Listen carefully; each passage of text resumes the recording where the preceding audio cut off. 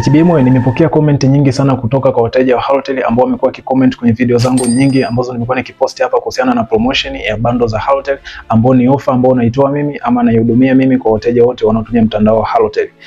Lakini kuna comment chache ambazo hazijawa nzuri na nipo hapa mbele kuhakikisha kwamba nazijibia leo. So ipo hivi, nimepokea comment za wateja ambazo wamekuwa wakicomment kwamba mtandao wa Halotel upo chini sana. Sasa leo nataka niwajibie kwa majibu ambayo yatakuwa sahihi ama yatawasaidia kwenye vitu vyao. Kweli inawezekana mtandao wa Halotel unaona upo chini kulingana na mazingira ambayo upo, lakini kabla hujasema mtandao upo chini, hakikisha kwamba umeangalia baadhi ya vitu hivi hapa. So kabla huja complain kusema kwamba mtandao wa Halotel upo chini, hakikisha pia settings za simu yako zimekaa sawa, na hakikisha pia aina ya simu unaotumia ipo fresh, lakini pia hakikisha kwamba line ya mtandao wa Halotel unaotumia ni 5G ama ni 4G, kwa sababu wengi wanakuwa wana complain mtandao wa Halotel upo chini, lakini unakuta anatumia mtandao ambao upo ni 3G. So lazima simu ama lazima mtandao wako utakuwa chini ama utakusumbua kwa namna moja ama nyingine. So unachotakiwa kufanya, baki hapa ili tukupe technique na tukupe video ambazo itaweza kukusaidia wewe kuhakikisha kwamba una set mtandao wako unakuwa fresh na unapata internet ya Halotel na tunakuhudumia fresh kabisa bila shida yote. So kwa more technique kama hizi, endelea kubaki na HBM Classic. HBM Classic,